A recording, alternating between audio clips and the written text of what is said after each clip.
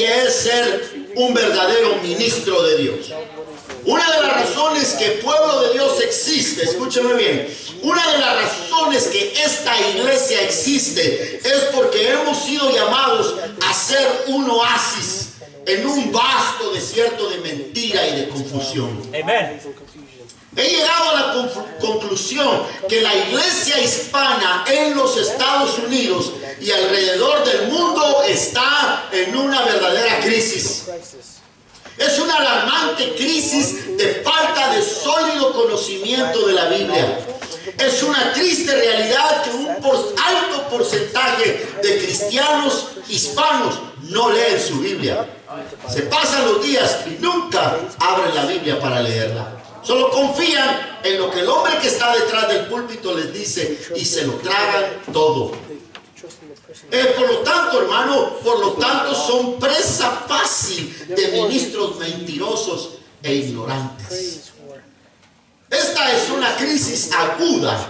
Una crisis, hermano. Estamos viviendo una crisis por falta de buenos ministros conocedores de la palabra de Dios. Ministros hay muchos. Buenos ministros, lamento decirle, muy pocos. He querido que tengamos un buen comienzo con esta serie de enseñanzas. Al llegar a esta sección que leímos, en 1 Timoteo capítulo 4, versos 6 al 16, es claro darnos cuenta, no necesitamos leer mucho para darnos cuenta que lo que el apóstol Pablo le habla a Timoteo aquí, está hablándole básicamente de una lista de cualidades que un buen ministro debe tener. En toda la sección del capítulo 4, del verso 6 al 16, el tema central de esta porción es que darle las instrucciones a Timoteo de cómo él debe conducirse. El tema central de primera y segunda de Timoteo es el apóstol Pablo dándole instrucciones a Timoteo, quien lo dejó como pastor en la iglesia de Éfeso. Es decir, Pablo deja a Timoteo como pastor en la iglesia de Éfeso, la iglesia de los Efesios. Ahora Pablo le escribe a Timoteo para darle instrucciones de lo que él debe hacer para ser un buen ministro de Jesucristo. Pablo le escribe a Timoteo, en otras palabras, con el objetivo: Timoteo, yo quiero que tú seas un buen ministro de Jesucristo. Por lo tanto, Pablo asume la responsabilidad de instruir a Timoteo, de poner como una gallina pone sus polluelos bajo sus alas. Así también los ministros es responsabilidad poder entrenar a otros, capacitarlos para que el día que lleguen a ponerse en un puesto de liderazgo puedan guiar al pueblo de una manera sana y no como lo que acabamos de ver aquí. Que el pueblo pueda discernir entre qué es malo, qué es completamente malo, qué es puro emocionalismo barato y qué es realmente la manifestación verdadera del Espíritu Santo, lo cual la Biblia dice que el Espíritu manda que todo se haga decentemente y en orden. La iglesia de hoy en día sabe gritar, sabe brincar, sabe bailar, pero la palabra lo conoce muy poco. La iglesia de hoy en día conoce cuáles son los cantos, los últimos cantos que han sacado los artistas famosos, pero la iglesia no sabe discernir si aún las letras alaban y elevan los atributos divinos de nuestro Señor. Es más, me atrevo a decir que la música, mucha de la música de hoy en día solamente apela el emocionalismo humano. De cómo te sientes, cómo nos sentimos. Y cantos muy bonitos que a veces cantamos, ¿verdad? Cuando levanto mis manos empiezo a sentir, y todo es de sentir y sentir y sentir y sentir, pero muy poco se alaban los atributos divinos del Rey de Reyes y Señor de Señores, que murió por nosotros, que sufrió en la cruz, que se hizo pobre para que nosotros fuéramos ricos. Esa es la clase de evangelio que vivimos hoy en nuestros días. Y estoy predicando desde este púlpito. Bien claramente este mensaje va a ser puesto en los medios sociales. Y sé que le voy a caer mal a muchos. Pero estamos dispuestos a tomar la presión de la crítica y del señalamiento, porque alguien tiene que decir algo. Alguien tiene que decir algo. Alguien tiene que hablar acerca de estas cosas. Alguien tiene que estar dispuesto a ser criticado y a ser vituperado, porque la verdad tiene que ser hablada. La iglesia está en muy mala condición. Está en muy mala condición. ¿Ya? Empecemos, hermano, a hablar entonces, pues, ¿cuáles son los requisitos de un buen ministro de Dios? ¿Qué es lo que se necesita? ¿Qué cosas tenemos nosotros que evaluar? ¿Cuál es la criteria que debemos usar para determinar quién es un buen ministro de Dios? ¿Qué medida vamos a usar? ¿Cuál es la cinta métrica que vamos a usar para evaluar, pues, para hacer una sana evaluación de quién es un buen ministro de Dios? Déjenme explicarle. Regularmente usamos el criterio equivocado. Regularmente evaluamos con el criterio equivocado. Déjenme explicarle lo que le voy a decir.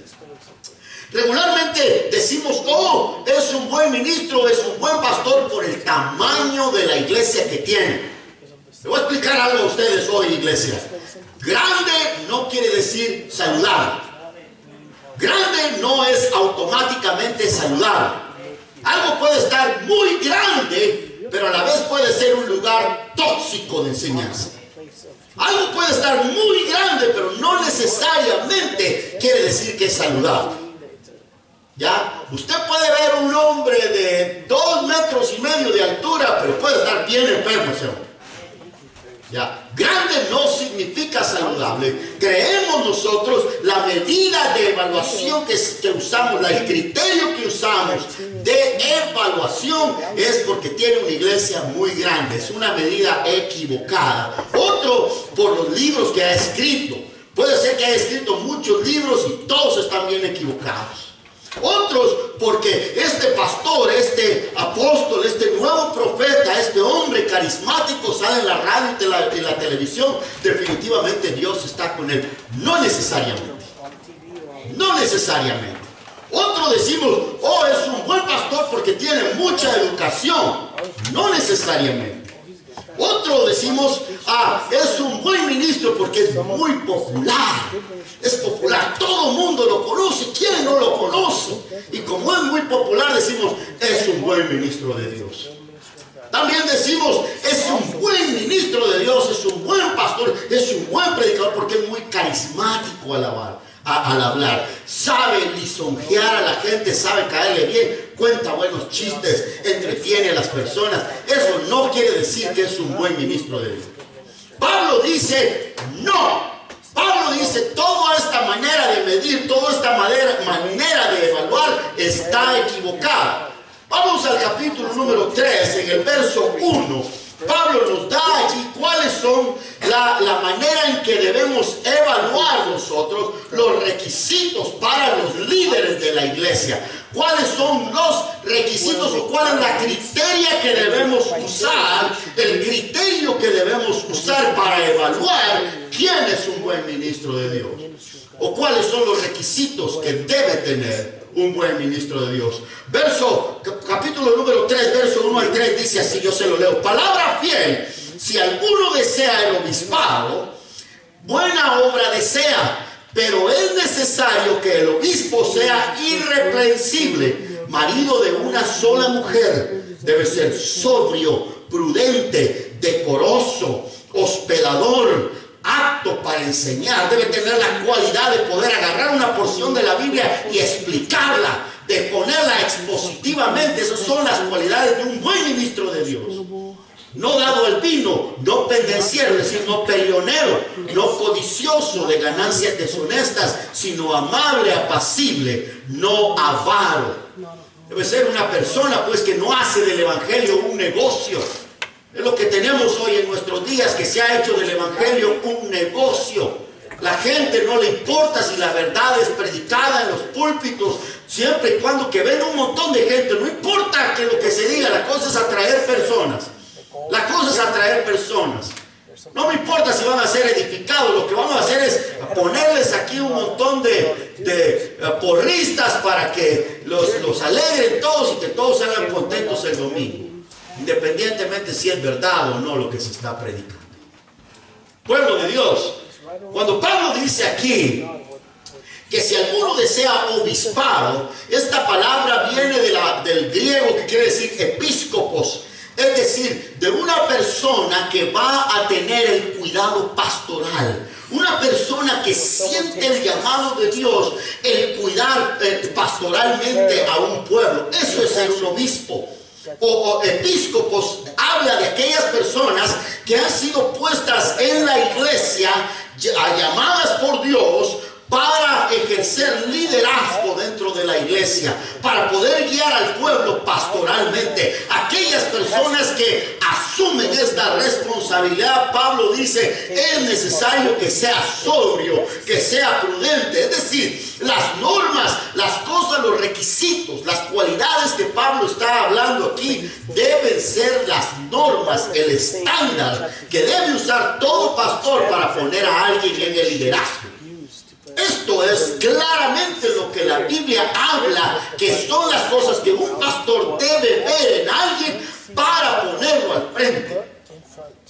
Es el estándar, pues esto es normativo. Si usted toma una clase de administración eclesiástica, un buen maestro le va a enseñar a usted que estos son los requisitos que los obispos deben tener: decorosos, prudentes, sobrios, hospedadores, es decir, personas amables, pues, amables, aptos para enseñar, no dado al vino, no pendenciero, no codicioso de ganancias deshonestas. Debe tener mucho cuidado, pues, con la ofrenda, lo que se recoge, todas esas cosas. Un buen ministro debe cuidar de esas cosas, no estar en el evangelio por ver cuánto de dinero va a sacar para él. ¿Ya? ¿Cuánto va a ser para mí? Escúcheme, vamos a hablar un poco más, Los mismos principios, estos mismos principios, usted sigue leyendo ahí en el capítulo número 3, son aplicados para los siguientes líderes de la iglesia, para los diáconos. En el capítulo número 3, en el verso número 8 al 11, dice así: los diáconos a sí mismos deben ser honestos, sin doblez, no dados al mucho vino, no codiciosos de ganancias deshonestas, que guarden el misterio de la fe con limpia conciencia, y estos también sean sometidos a prueba primero, antes de ejercer el diaconado. Si son irreprensibles, también hay instrucciones para las mujeres. Escuchen, mujeres, las mujeres no calumniadoras, sino sobrias, fieles en todo. Es por esta razón, hermano, que cuando las iglesias son muy legalistas, que todo lo prohíben, cuidado, y se va a hacer pasar un peine por el cabello, porque Dios guarde, ya eres una pecadora. Estas iglesias que trabajan de esa manera, lo único que están provocando es que hayan calumnias dentro del pueblo. Y si algo destruye las iglesias, si algo hace que la iglesia sea débil, es que se anden juzgando los unos a los otros. Y eso provoca división, y a nadie le da ganas de estar en una congregación así. Eso no es una congregación saludable. ¿Ya? Entonces, todos estos principios, pueblo de Dios, son dados para los ministros, son dados para los líderes, para los diáconos. Diáconos, esta palabra de diáconos quiere decir, suena exactamente igual en el griego, pero está con una K de diáconos.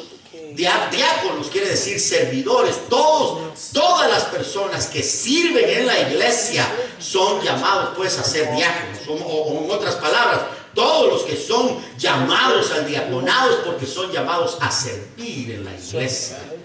Escúcheme bien, y insiste Pablo aquí, dice que deben ser sobrios. Es decir, los obispos son llamados a ser sobrios, los líderes son llamados a ser sobrios, los servidores son llamados a ser sobrios. Y si nosotros entendemos las implicaciones de qué es ser sobrio, tenemos que ponernos a pensar qué es lo contrario a la sobriedad. What's the opposite of sober? Ebrio, borracho, alguien que se deja llevar por una influencia externa y que tambalea y que no está perfectamente balanceado, que ni siquiera puede caminar bien. Cuando un policía le dice, a ver, camina por aquí, si está bajo la influencia del alcohol, se da tambalea. ¿Por qué? Porque no está sobrio. Una de las cualidades que somos llamados nosotros, los líderes de la iglesia, los que hemos sido llamados al pastorado, los que hemos sido llamados a ser ancianos de la iglesia, los que hemos sido llamados a ser líderes de la iglesia, es que debemos ser sobrios, no dejarnos llevar por nuestras emociones. El emocionalismo causa muchos problemas. Vea, en otras palabras, pues se espera que los líderes sean balanceados, que sean sobrios, que sean maduros, ya, que no se dejen llevar por influencias externas o por algún emocionalismo barato, pues, sino que puedan controlar sus emociones. Ya, se comete, escúcheme bien, iglesia, se cometen muchos errores bajo la bandera del fuego del Espíritu Santo. Se cometen muchos errores bajo la bandera del Espíritu Santo. Y cuando usted señala estas cosas a las personas que son, personas que son así muy peligrosas, son aquellas personas que le dicen a usted, es que la unción, hermano, la unción, la unción, la unción, la unción, el poder del Espíritu, el fuego, lo que queremos es el fuego, el fuego, el fuego. Un momento, esto es muy peligroso, sumamente peligroso. Jesús dijo, mi Padre anda buscando adoradores que le adoren en espíritu y en verdad. Cuando la gente solamente quiere el espíritu, el espíritu, el espíritu, el espíritu, ¿y la verdad qué? ¿Y la verdad qué? Ya, Dios quiere que le adoremos en espíritu, pero también sobriamente. No quiere una locura ahí que la gente hasta se golpea unos a otros allí. Eso no es. Mire, lo voy a demostrar, que muchos de ustedes no habían escuchado este verso y tal vez es mi culpa por no haberlo leído antes. Primera Juan capítulo 4 verso 1 dice así: amados, le escribe el apóstol Juan a la iglesia en general, amados, no creáis a todo espíritu, sino probad los espíritus si son de Dios, porque muchos falsos profetas han salido por el mundo. La gente dice, hermano, dígame si no, ¿conoce usted gente así que le dice el espíritu, es que el espíritu, hermano, es el espíritu? Dice aquí la palabra del Señor, no creáis a todo espíritu, sino probad los espíritus si son de Dios. Cuando la gente es solamente la unción, la unción, la unción, el espíritu, el espíritu, el espíritu, a veces se mete a escuchar otras voces que no son de Dios.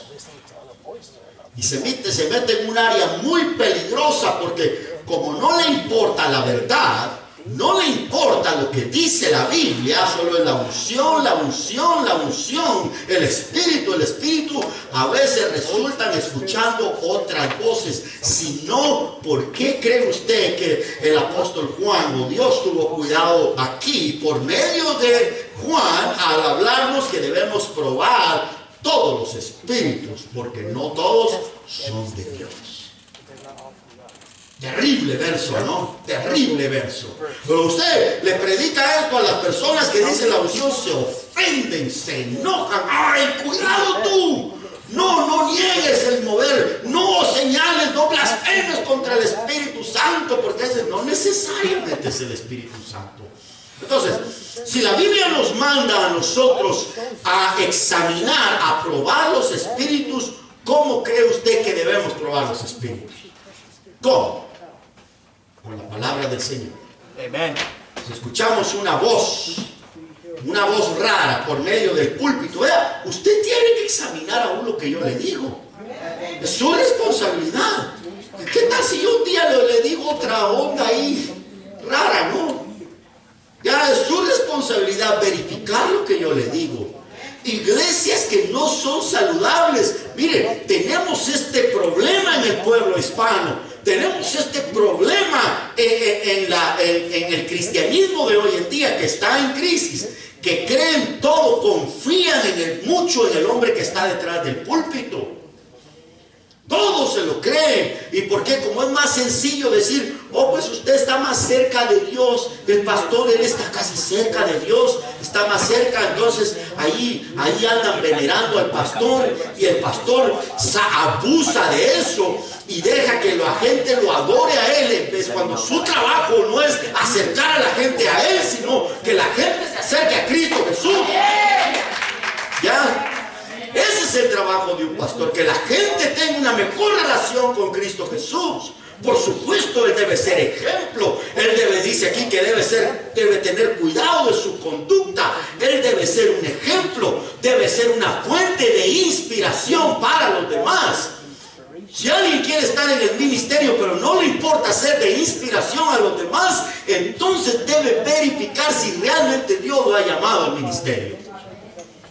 Debemos tener cuidado cómo nos conducimos, qué fuente de inspiración somos para que la gente nos vea y le den ganas de buscar de Dios, que la gente le den deseo de buscar del Señor.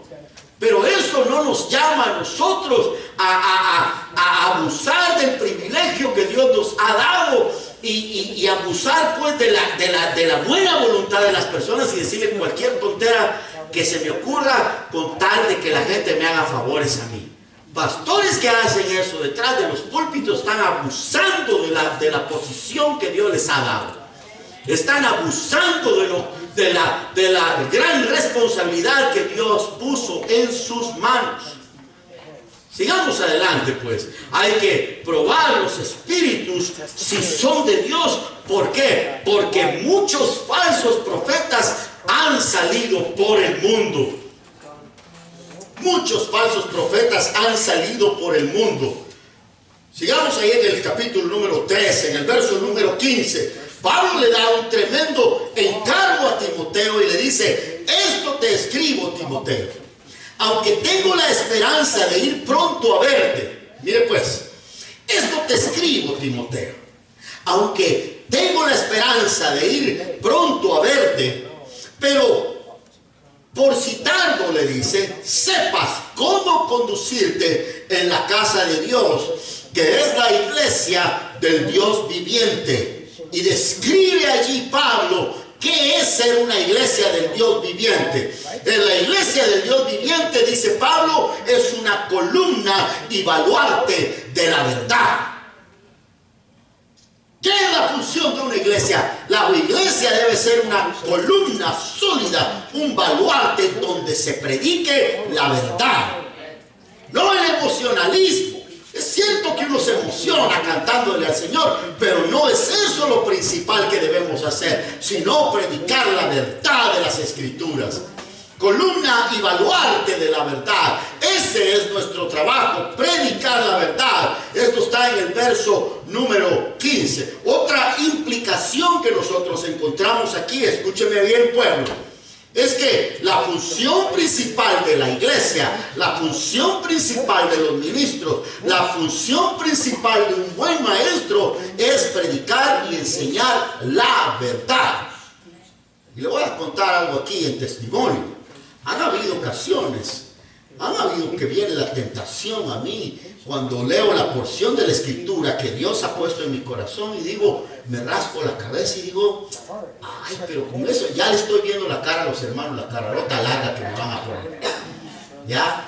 Y viene aquella tentación en uno y dice, ay, mejor les predico otra cosa que les levante las manos, les levante el ánimo, que los haga aplaudir y que todos salgamos muy contentos de la iglesia y que todos nos vayamos aquí a comer bien tranquilo una pizza y unas alitas, bien contentos todos. Y que todos digan, ay, pastor, qué bonito mensaje que dio. Uno batalla con esas cosas, les voy a confesar. Pero a la vez viene a mi mente cuando el Señor trata con mi corazón, trata conmigo y me dice, ¿quién eres tú para decidir lo que mi pueblo necesita? ¿Quién eres tú para decidir qué es lo que mi pueblo necesita? Tú predica lo que yo le digo, como al final del día quien le tenemos que dar cuenta es a él. Al final del día la palmada que necesitamos en nuestro hombro es que nuestro Rey Todopoderoso apruebe nuestro trabajo. Note las implicaciones de una iglesia que predica y es un baluarte de la verdad. Es aquella iglesia que se anuncia porque es lo que se habla en el púlpito, es la verdad de Dios, es el evangelio de nuestro Señor Jesucristo. Mira, usted va a ver aquí en todas las instrucciones que Pablo le da a Timoteo, en ningún momento Pablo le dice a Timoteo: mira, Timoteo, para que se te llene la iglesia, anuncia a la iglesia por medio de los medios sociales, ven a recibir tu milagro. En ningún momento va a encontrar usted que Pablo anima a Timoteo para que le diga a la gente: mira, Timoteo, dile a las personas que vengan a recibir su milagro, que Dios le va a solucionar todos sus problemas. Para nada. Para nada.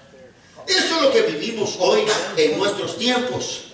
Hombres, falsos apóstoles, falsos profetas, que se pronuncian a sí mismos como falsos apóstoles y falsos profetas, falsos maestros, enseñándole a la gente que Dios les va a dar todos los milagros que quieren. Eso es una falsedad. La realidad es que enfrentamos problemas. La realidad es que salimos de un problema y empezamos otro. Esa es la realidad. Dios más bien dijo: en el mundo tendréis aflicciones. En el mundo tendréis aflicciones, pero confiad, yo he vencido al mundo. Dios nos ha llamado a nosotros a lo que lo sigamos por quién es Él, por lo que Él es, más de lo que Él nos pueda dar. Él nos ha llamado a que nosotros esperemos su venida y anhelemos su venida como que fuera a venir esta misma noche. Que no importa la circunstancia que estemos pasando, Dios sigue siendo Dios. Y un día vamos a estar con Él, y entonces sí, todos nuestros problemas van a ser solucionados. La manera en que la iglesia se proyecta hoy en día, la falsa iglesia se proyecta hoy en día es: ven a recibir tu milagro. Allá hay un famoso apóstol allá en la Florida que solamente habla de lo sobrenatural. Y aquí en Phoenix, Arizona, hay un pastor ahora que ya está endorsado, está siendo respaldado por este famoso apóstol de allá de la Florida, y está hablando las mismas tonterías que hablan allá en la Florida. Y se anuncia: ven a recibir tu milagro, ven a recibir tu milagro. Absurdo. La iglesia debe anunciarse que somos una iglesia que predica la verdad de Jesucristo, la verdad de nuestro Señor. Por eso es que mira usted tanta gente enojada con Dios que dice: entonces, si Dios no me ha solucionado, ¿para qué voy a seguir? Si Dios no me ha ayudado hasta ahora, ¿para qué voy a seguir? ¿De qué sirve que me porte bien si Dios no me ha hecho los milagritos que quiero? Eso no nos ha llamado el Señor. El Señor nos ha llamado a que nosotros le alabemos por lo que Él es. ¿Qué más regalo más hermoso que nos ha dado la vida eterna a través del sacrificio de Él mismo, que siendo rico se hizo pobre para que nosotros un día seamos ricos? Nos ha dado la vida eterna.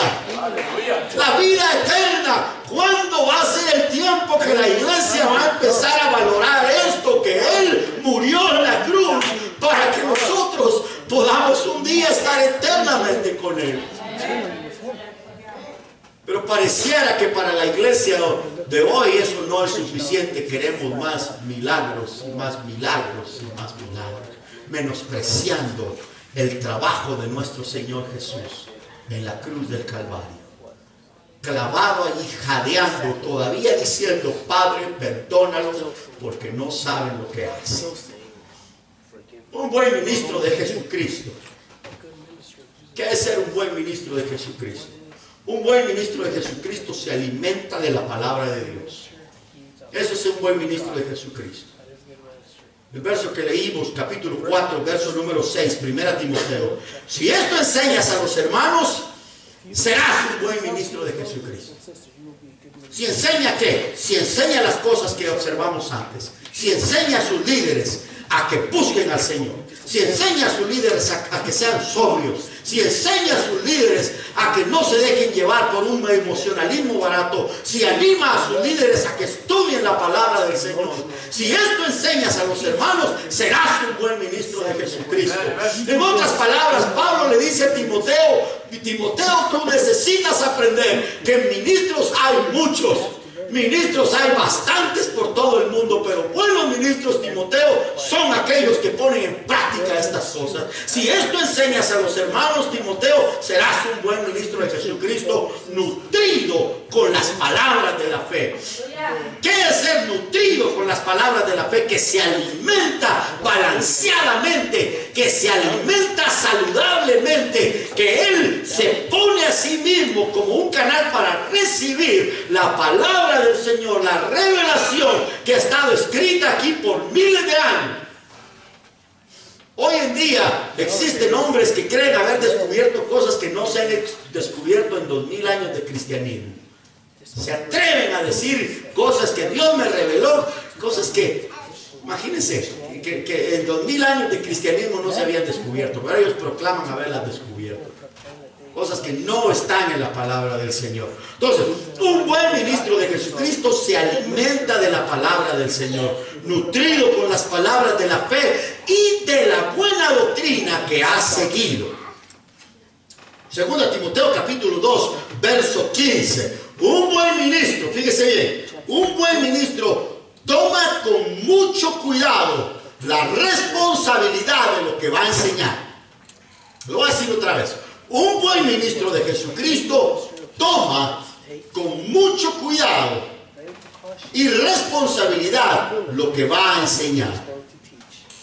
Pablo le escribe a Timoteo, capítulo 2, verso 15, segunda Timoteo: procura con diligencia presentarte a Dios aprobado, como obrero que no tiene nada de qué avergonzarse, que usa bien la palabra de verdad, que agarra la Biblia y dice: este verso va conectado con este va conectado con este, esto tiene que ver con esto no está hablando en este contexto, sino que traza bien, que se toma tiempo, que pasa unas buenas horas estudiando la palabra del Señor para poder presentarla a los hijos de Dios, que no deben verse como poca cosa, puesto que Dios ha creído que son tan importantes al punto que Dios mismo envió a su Hijo para que muriera por sus hijos en la cruz del Calvario. No somos nosotros quienes para darles cualquier tontera que se nos ocurra. Un buen ministro de Jesucristo usa bien la palabra de verdad. No, última hora anda viendo ahí a ver qué se le ocurrió. Y tampoco de que hoy no les traje nada que comer al pueblo, vamos a hacer un cultito, vamos a seguir cantando, vamos a hacer oración, porque no se preparó el pastor. Hay gente así. Como no se preparó en todo el día, pastores que Dios los ha llamado al ministerio y se levantan a las 12, 1 de la tarde. Se acuestan a las 3, 4 de la mañana y hasta las 12 de la mañana se levantan y ya se les va todo el día y llegan corriendo a la iglesia y no tienen nada que darle a la iglesia. 2, 3 cositas les va a decir ahí para mantenerlo. Por eso es que siempre las mismas historias, los mismos versos, las mismas cosas, usa diferentes versos, pero siempre predica el mismo mensaje. ¿Por qué? Porque no se da tiempo para prepararse. Un buen ministro traza bien la palabra de verdad. En otras palabras, un buen ministro toma con mucho cuidado y responsabilidad lo que va a enseñar. Está consciente que su conducta y su enseñanza afecta a mucha gente. Un buen ministro de Jesucristo sabe pues que su conducta puede afectar a mucha gente. Un buen ministro de Jesucristo sabe que su enseñanza va a afectar a mucha gente. O la afecta positivamente o los afecta negativamente. Pero un buen ministro de Jesucristo está consciente de estas cosas. Primera Timoteo capítulo 4, verso 16 dice: ten cuidado de ti mismo y de la doctrina. Persiste en ello, pues haciendo esto te salvarás a ti mismo y a los que te oyeren. Terrible. Puede ser ministro del Señor, no es cualquier cosa. No es cualquier cosa. Ya predicó bonito este camarada, ya se puede decir de pastor. No necesariamente. No necesariamente. ¿Ya? Pablo insiste a Timoteo Insiste, mire, usted, o estos versos que les he estado leyendo, usted va a notar que Pablo insiste, pues insiste en la doctrina, insiste en la doctrina, insiste en la enseñanza. Ahí está encima de la enseñanza, está encima de la enseñanza, encima de la doctrina, encima de que se trace bien la palabra del Señor. Porque Pablo sabe que el púlpito es un lugar de tremenda influencia en los creyentes, ya sea positiva o negativamente, como lo dijimos. Dele vuelta ya a la página. En el capítulo número 4, el verso 1 al 2. ¿Por qué cree usted que Pablo insiste tanto en que Timoteo, el pastor Timoteo, aprenda esto y lo tome la enseñanza con tanta seriedad? ¿Por qué cree usted? La explicación está en el verso número 1 del capítulo número 4. Pero el Espíritu dice claramente que en los postreros tiempos, es decir, en los tiempos venideros, algunos apostatarán de la fe. Apostatar quiere decir haber profesado un tiempo la fe y después haberla tirado por un lado. Eso quiere decir un apóstata. Un apóstata es aquel que un día profesó la fe con tanta pasión y después la dejó tirada por un lado. Que se dio la espalda y voluntariamente niega la fe. Eso es. ¿Como resultado de qué? ¿Por qué? Dice, porque escuchando a espíritus engañadores y a doctrinas de demonios. Doctrinas de demonios. ¿Usted cree que los demonios no se mueven a veces detrás de los púlpitos? Claro que sí. Claro que sí. Se mueven a veces detrás de las palabras de hombres que no les importa la verdad, sino les importa la popularidad de la gente. Doctrinas de demonios, enseñándole a la gente que un día van a ser como Dios. He estado observando estos grandes predicadores populares de hoy en día, en Enlace, en TVN, le enseñan a la gente que son dioses, que son junior, que el DNA de Dios está en ellos. Unas barbaridades tan absurdas que pueden ser calladas rápidamente con una buena exposición de la Biblia. Pero como suena bonito y atractivo, multitudes de personas siguen a estos falsos maestros que hoy se presentan en los canales de televisión y son sumamente populares. Por eso yo le animo, hermano, cuando usted mire a esta gente en la televisión, no todo lo que dice es malo, no todo, ¿ya? Pero si lo va a ver, véalo con los ojos bien abiertos y con la Biblia en mano, comprobando lo que están diciendo. ¿Okay? Con los ojos bien abiertos, iglesia, ¿ya? Bien abiertos. Pablo insiste en esto, pues, porque hay doctrinas de demonios. Quiero concluir con esto, no me quiero tardar mucho. Lo que predicamos traerá consecuencias a la gente que nos escucha. Pueden ser buenas o malas. Lo que predicamos traerá consecuencias a la gente que nos escucha. Puede traer buenas consecuencias si hablamos con la verdad. Si hablamos con mentira, va a traer malas consecuencias. Dios nos ha llamado a nosotros a predicar el Evangelio de Jesucristo, basado en una sana enseñanza de la Biblia, no ocurrencias personales sin legítimo fundamento bíblico.